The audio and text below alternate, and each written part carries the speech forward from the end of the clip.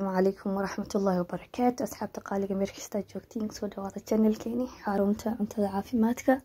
ولا شي شكري آدم بولي أصحاب تقيمها بدن عنها بدن لقى سعطة وإني خالي قلية يحبضنا مقالة ومشغولة الدنيا سيدا ميشان سنترك أفريبا شاشل ميديا أول بانو مشغول كي قبلنا dhulka 00 sii noqdo inda asxaabta ila soo xirtay aad u mahadsantihiin hadeen maxaa ku dhacay soo waxaan rajaynaa caafimaad cimriyeed maanta aynu haya video aad u muhiim ah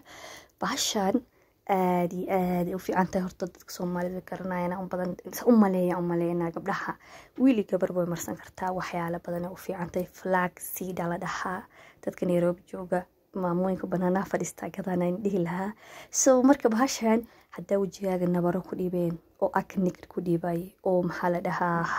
haaramahayn bahaladan oo duubka indhaha hoostooda kale ku dhibay waxyaalo badan oo fiican tahay wixii ayaama dhaxdaas trading sameeynay ani waa sameeyay runta dadka ani waxaan garanay tiimay oo fiican jirtay wajiga qasahan weligay research kuma sameynin soo marka waa sameeyaa waa ka sameysto waxaan gashtaa fridge-ka kale arag marka asxaabta qaaliga waxyaalahan dhan oo lagu soo qoray oo fiican tahay sida loo sameysto gabadhiga kaas biyo la dab ku saaraysa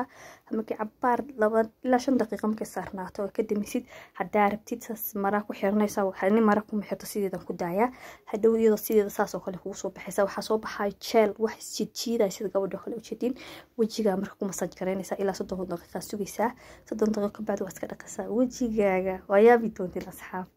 وأنا جعلي عم تضحك وصابتنا أنا كحضلي أما الناتشرال كم كإماته قص كاني كم وقتي أنا إسعاد داس كدولان كو هاي مركزته سو مركز أصحاب تقالي باشان لعق جرى القضاء بقول لكم تنشلين اللي هدارته وصو قضاني وحاجات سنة سوي جيجاك وهذا كالا عارق بجيجاك كل هاي 60 دقيقة اللي من بدوغ وجهك لا يا هدي وجهك نبركاغا soo dhacay hadii nabar wajigaaga yaalaan waxa soo dhan duubka daati wajigaaga inuu ku qurux badnaado